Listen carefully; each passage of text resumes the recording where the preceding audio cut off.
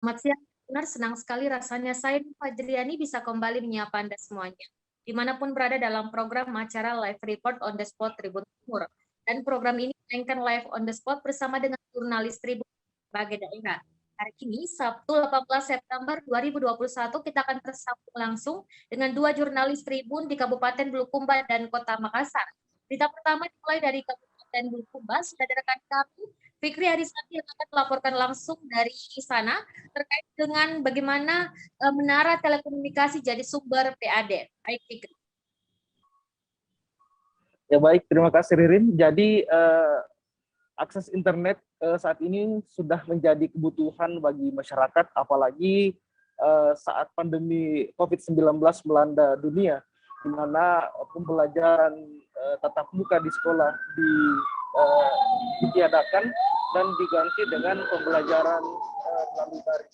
Tentunya untuk memperlancar proses pembelajaran daring ini dibutuhkan akses internet yang baik.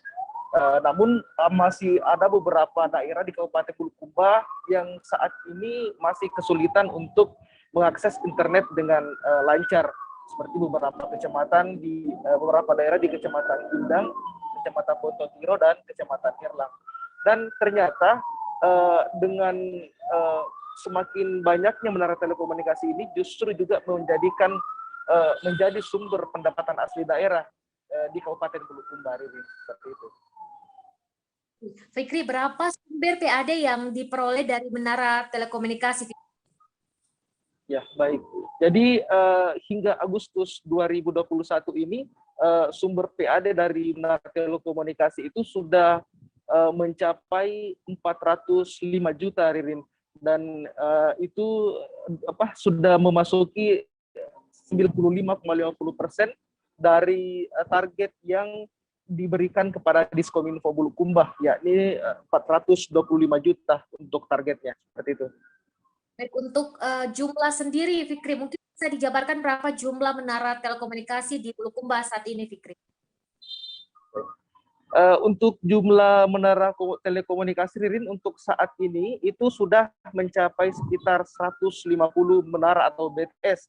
Dan untuk tahun ini saja ada tambahan 31 menara yang terbangun di 10 kecamatan di Kabupaten Bulukumba. Mungkin ada target sendiri untuk bebas blind spot area? Ya, betul, Ririn.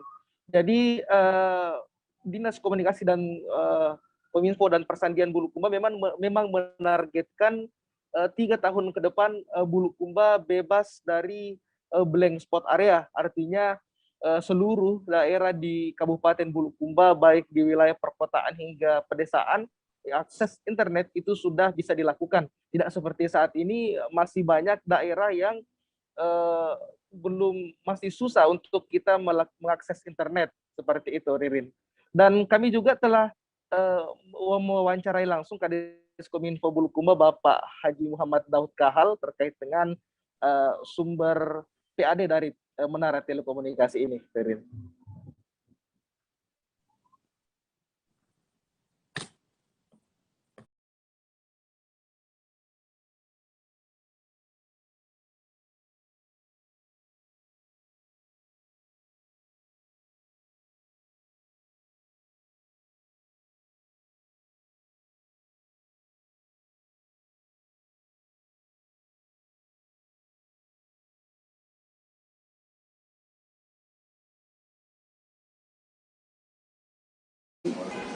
Tentunya adalah bagian dari upaya kami untuk mengoptimalkan pengawasan dan pengendalian menara telekomunikasi di Kabupaten Bulukumba, yang mana saat ini sudah berjumlah 150 yang menjadi objek pajak kami.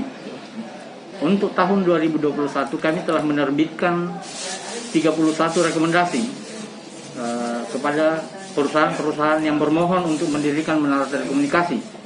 Jadi kami berharap bahwa sampai dengan akhir tahun 2021 akan ada tambahan lagi sekitar 31 menara, dan itu berarti bahwa menjadi suatu kesempatan bagi masyarakat untuk mendapatkan layanan akses internet atau akses dalam melakukan penggunaan teknologi informasi, khususnya komunikasi secara virtual atau komunikasi lewat teknologi seluler. Kami juga ingin menyampaikan bahwa selain infrastruktur menara telekomunikasi, Diskominfo juga sudah menyebar wifi publik di 18 titik. Ini menjadi bagian dari upaya untuk memberikan ruang kepada masyarakat dalam mengakses internet secara gratis. Selanjutnya penting kami sampaikan bahwa kebutuhan kami untuk penyediaan infrastruktur telekomunikasi itu masih sangat mendesak dan penting untuk kami lakukan upaya-upaya ke depan sehingga kemudian Bulukumba itu bisa terjangkau secara menyeluruh akses internet di Kabupaten Bulukumba atau seluruh penggunaan perangkat digital yang akan digunakan oleh masyarakat maupun oleh pemerintah dalam rangka pelayanan publik. 3 tahun ke depan kami berharap bahwa Bulukumba ini sudah secara keseluruhan memiliki akses keterjangkauan internet dengan banyaknya investasi pendirian menara telekomunikasi di Kabupaten Bulukumba. Jadi blank spot area 3 tahun ke depan sudah dipastikan tidak ada, Pak? Ya, kami target. Ya, kami menginginkan atau berharap bahwa Kabupaten Bulukumba dalam 3 tahun ke depan dengan melihat perkembangan investasi menara telekomunikasi saat ini, di mana kami sudah menerbitkan 31 menara. Jika ini konsisten dalam 3 tahun ke depan, maka kami berharap bahwa seluruh blank spot area di Kabupaten Bulukumba bisa teratasi. Jika misalnya konsisten pada angka 30 atau bahkan 50 menara mungkin dalam setiap tahun, dan 3 tahun ke depan mungkin bisa bertambah menjadi 150, jadi ada 300 lah katakan menara di Kabupaten Bulukumba, dan ini menjadi infrastruktur dasar yang akan memberikan akses bagi penggunaan perangkat-perangkat IT, perangkat telekomunikasi termasuk wifi untuk pelemparan signal, saya kira seperti itu. Siap. Terima kasih banyak, Pak. Seperti yang disampaikan oleh Kepala Dinas Kominfo dan Persangkian Bulukumba tadi, bahwa pemerintah Kabupaten Bulukumba saat ini membuka peluang investasi untuk pembangunan menara telekomunikasi di Kabupaten Bulukumba. Dan itu yang bisa kami laporkan dari Kabupaten Bulukumba. Saya kembalikan ke studio. Baik Fikri, terima kasih atas laporannya dari Bulukumba terkait dengan menara telekomunikasi jadi sumber PAD. Tribuners, selanjutnya kita akan tersambung bersama dengan jurnalis Tribun di Kota Makassar setelah jeda berikut ini.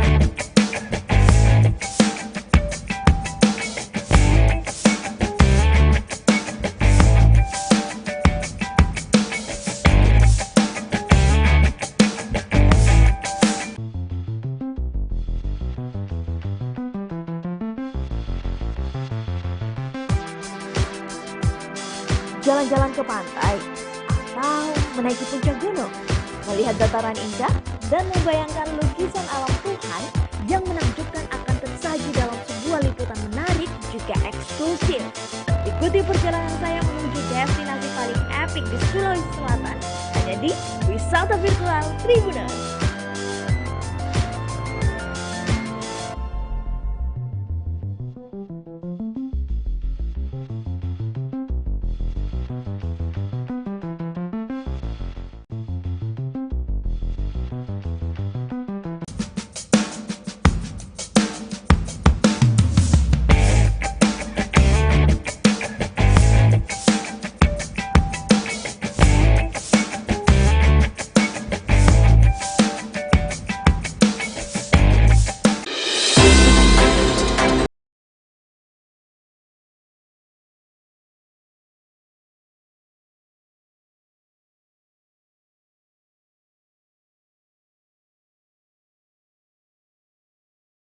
Terima kasih Tribuners, masih bersama dengan live report on the spot Tribun Timur, dan kali ini kita akan bergabung langsung dengan jurnalis Tribun yang ada di Kota Makassar. Sudah ada Siti Aminah yang akan melaporkan terkait dengan 7 aset di Sulsel digugat oknum.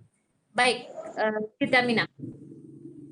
Baik, Ririn dan Tribuners dimanapun kalian berada, dapat saya sampaikan bahwa ada 7 aset milik negara, pemerintah Provinsi Selatan, pemerintah Kota Makassar, dan lembaga pendidikan yang salah satu oknum di Kota Makassar.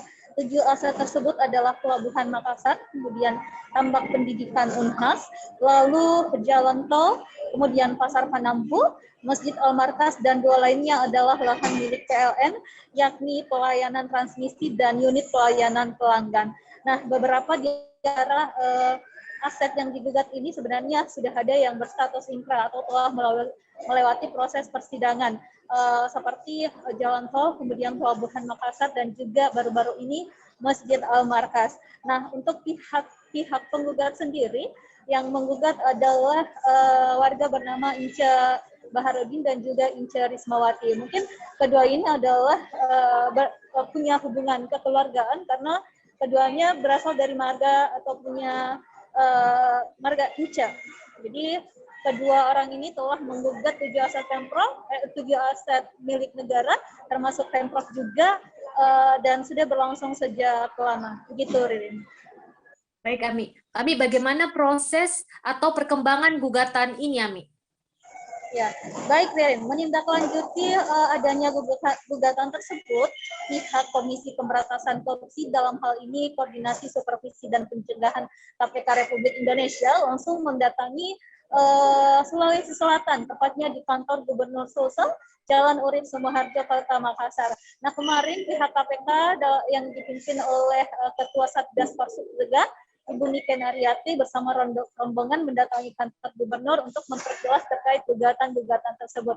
Niken meminta kepada pihak terkait, mulai dari Pemprov, Pemkot, dan juga PLN dan pihak Unhas, agar segera menuntaskan masalah tersebut, agar aset-aset milik negara ini yang sangat vital, khususnya PLN, tidak jatuh di tangan orang yang tidak tepat atau oknum tertentu. Seperti itu, Ririn. Dan tambahan lagi untuk Masjid Al-Markas sendiri, sebenarnya sudah baru-baru ini dimenangkan gugatannya oleh pemerintah Provinsi Sulawesi Selatan. Jadi pihak oknum atas nama Ince Baharudin dan Ince Rismawati tidak bisa lagi mengklaim lahan tersebut sebagai miliknya karena Pemprov sendiri sudah memenangkan gugatan tersebut di pengadilan. Sementara untuk Pasar Panampu sendiri milik pemerintah Kota Makassar, memang pihak Pemkot mengakui bahwa aset tersebut sampai sekarang belum bersertifikat. Tapi Pasar Panampu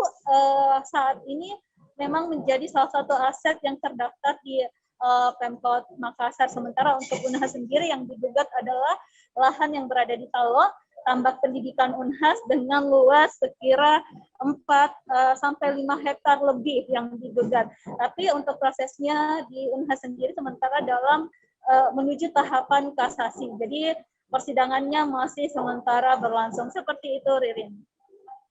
Baik, Ami, untuk tindak lanjut dari pemerintah setempat seperti apa, Ami? tindak lanjut dari pemerintah setempat sendiri seperti yang disampaikan oleh Ibu Niken kemarin, Ketua Satgas Korsubgah KPK RI, bahwa pemerintah harus aktif dan masif menyelesaikan masalah ini, di mana pemerintah setempat, Pemkot maupun Pemprov harus menyediakan berkas-berkas dokumen yang juga kuat tentunya, karena pihak KPK sendiri meragukan keabsahan dokumen yang dimiliki oleh pihak penggugat, dalam hal ini Ince Baharudin dan juga Ince Rismawati, di mana dalam dokumen tersebut pihak penggugat atau rinci tanah yang dilakukan oleh pihak penggugat tidak sesuai, di mana judul rincinya itu bertuliskan atau menggunakan penulisan lama atau tempo dulu, sementara isinya sendiri menggunakan bahasa yang menyesuaikan sekarang. Jadi memang ada kecurigaan dari pihak pemerintah sendiri, khususnya KPK, terkait dokumen-dokumen yang dimiliki oleh pihak penggugat. Pemerintah setempat, Pemkot maupun Pemprov dan Unhas dan juga PLN tentunya diharap untuk mempersiapkan dokumen yang lebih dinilai keabsahannya. Baik, Ami. Untuk tanggapan langsung dari PLT Gubernur Sulsel dan juga Ketua Satgas Korsubgah KPK seperti apa, Ami? Ya, baik. Berikut akan kita dengarkan seperti apa tanggapan dari pihak Pemprov sendiri, dalam hal ini PLT Gubernur Sulsel Andi Sudirman Sulaiman, dan juga dari pihak KPK Ibu Niken Aryati. Berikut wawancaranya. Penetrasi ke dalam pemerintahan terkait bagaimana birokrasi, bagaimana aset, manajemen ASN, dan tadi kita diskusi dan juga termasuk barang dan jasa. Ini termasuk tadi yang dibahas adalah aset. Jadi pada prinsipnya bahwa tadi sebenarnya jadwal juga penindakan juga datang ya. KPK penindakan juga datang karena memang pendampingan kita ini bersamaan dengan pencegahan dan penindakan. Jadi ini lebih komprehensif. Ini tadi kita pembahasan masalah terkait banyaknya aset-aset pemerintah yang digugat oleh oknum-oknum tertentu dengan dokumen-dokumen tertentu yang kita indikasi bahwa adalah dokumen masih diragukan keasliannya, yang kemudian sudah ada yang taraf sampai ingkrah sampai apa segala macam. Tapi berita baiknya alhamdulillah kita bisa menangkan satu Almarkas. Alhamdulillah sudah ada putusan dari kasasi. Baru saja ini baru kita terima. Dan ini masih ada teman-teman juga dari Unhas juga digugat dengan penggugat yang sama. Kemudian ada juga dari PLN, teman-teman PLN digugat juga. Kalau ini digugat mati lampu Sulawesi Selatan. Karena yang digugat pas di teraponya Pak ya. Ya, gardu induk. Mati lampu semua. Enggak melihat, enggak bisa cas HP.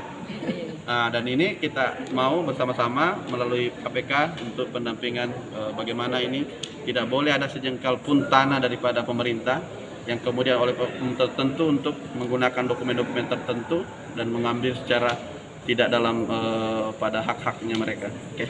Berapa yang aset yang terancam Pak? Terancam lepas istilahnya kalau terancam akibat. Karena ini baru kita menangkal satu yang Almarkas sudah keluar, baru kita menangkal saja ya. Iya. Baru hari ini kita terima. Berapa? Dan masih ada berarti 6 ya? Iya, ada 7. Ada 7 kalau kita termasuk Almarkas berarti 6. Masih ada 6 yang lain dengan orang yang sama ya? Orang yang sama. 7-7-nya itu Ince Baharudin. Backgroundnya Pak dia progres pengadaan barang dan jasa, tapi khusus untuk hari ini memang kita lakukan koordinasi karena kita pantau ada sekitar 7 aset vital milik negara, baik dari BUMN, dari pendidikan, kemudian dari PLN.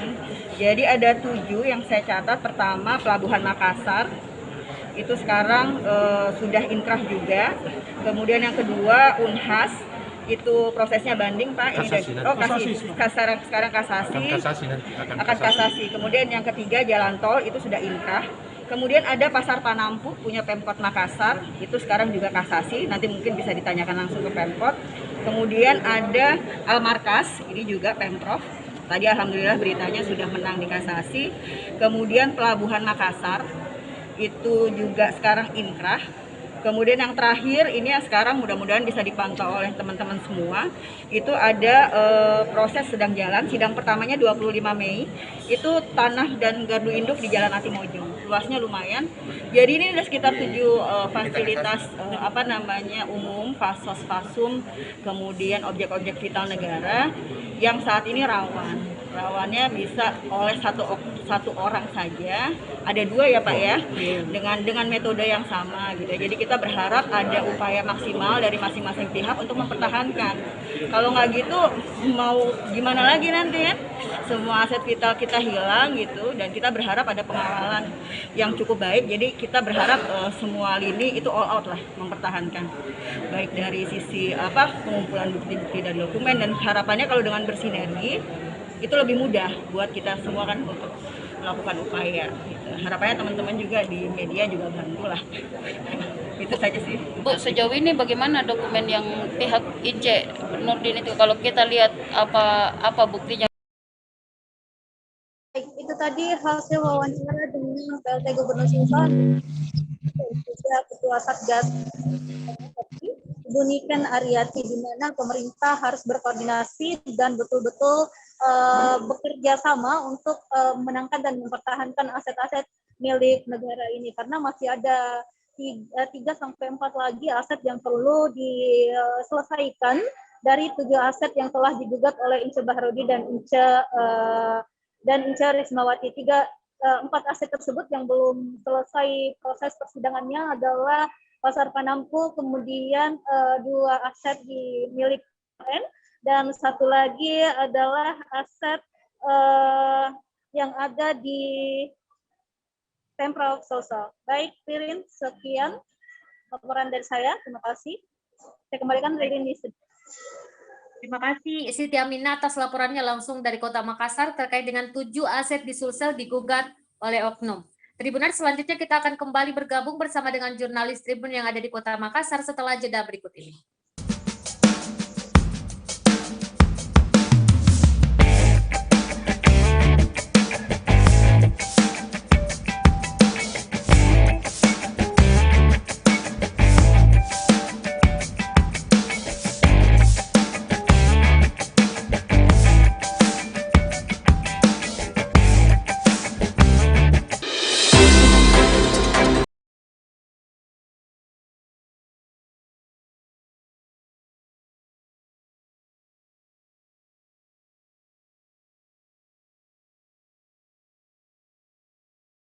Tribuners, masih bersama dengan live report on the spot Tribun Timur, dan selanjutnya ada laporan dari Kota Makassar terkait dengan geng motor serang pemukiman warga. Sudah ada rekan kami Muslimin Emba yang akan melaporkan. Baik Emba. Emba, bagaimana kronologi penyerangan geng motor tersebut Emba?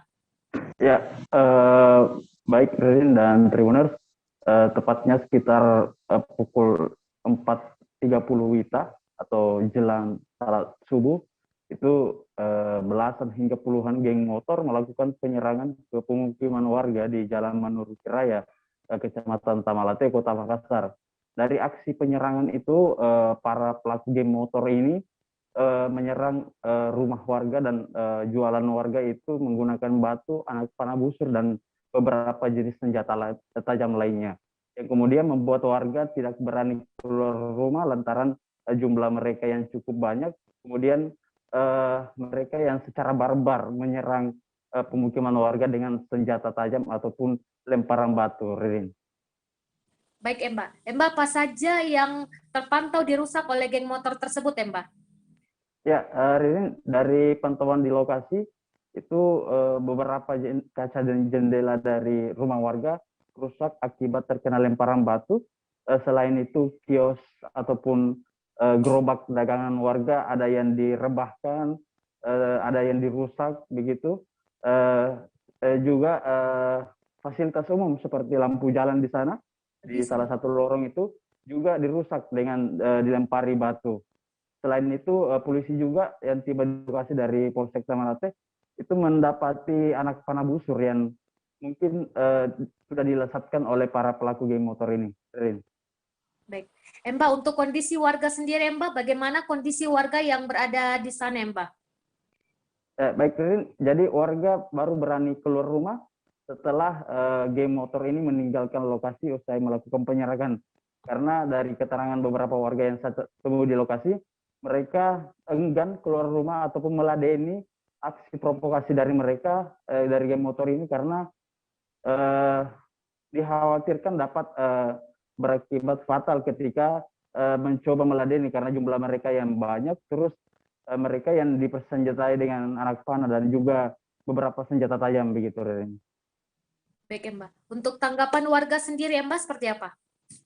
Ya, tadi saya sudah melakukan wawancara dengan salah satu warga, Pak Muhlis, yang sempat melihat langsung proses kejadian hingga geng motor itu usai melakukan penyerangan. Berikut tanggapan atau hasil wawancara saya dengan Pak Muhlis. Saya sudah pasrah subuh, sudah pasrah subuh keluar ke sini ke Robat, masih ada yang masuk 2 kali. Yang kita lihat ada berapa orang, Pak? Banyak, Pak. Puluhan, puluhan. Itu naik motor mereka semua. Ada yang bawa senjata tajam, Pak. Lengkap, pokoknya busur-busurnya banyak semua itu. Busur parang. Di depan ada kena parang tadi. Oh, yang kena korban satu orang kena parang. Sepeda. Anak-anak geng motor memang. Anak-anak geng motor. Anak geng motor. Ini sudah berapa kali, Pak, terjadi nih? Sudah berapa malam? Ini dari ketiga nih. Malam ketiga ya, Pak? Ketiga. Sini dulu pokoknya. Baru kemarin malam di lorong sebelah. Ini kembali lagi di sini. Selain menyerang di sini ada yang dia rusak atau? Itu dia rusak semua, Pak. Ini masalahnya apa, Pak? Ada yang tahu masalahnya apa sampai mereka menyerang ke sini? Tidak tahu, Pak. Sebelum azan. Jadi sempat ada perlawanan dari balapan liar itu. Iya. Mungkin kalah atau bagaimana, masuk ada masalah-masalah begitu ya. Kalau sudah balap liar, iya. sempat ada perlawanan dari warga juga sih, Pak. Tidak, seandainya. Ada keluar sama ibu-ibu. Disuruh kita keluar, suruh saya keluar. Menghalau mereka. Tetap masuk, tapi tetap juga masuk. Tetap masuk. Ibu-ibu yang keluar itu kasihan semua juga. Tetap masuk. Mereka pakai busur di juga sih. Pakai busur lengkap. Ada videonya itu, ada video-videonya itu. Kita siapa nama, Pak? Mulis.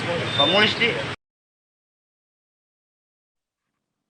Ya, Ririn dan Tribuners, seperti itulah tadi penjelasan dari Pak Muhlis, bahwasanya aksi penyerangan ini bukan kali pertama terjadi dalam beberapa pekan terakhir, sudah kali ketiga terjadi di Jalan Menurki Raya di beberapa lorong sekitar begitu. Jadi para pelaku ini diduga kuat adalah para pelaku balap liar juga yang beraksi di sepanjang jalan APP Trani ketika kalah ataupun bertaruh begitu, kalah bertaruh di Jalan Veterani, mereka menyerang pemukiman warga dengan secara barbar.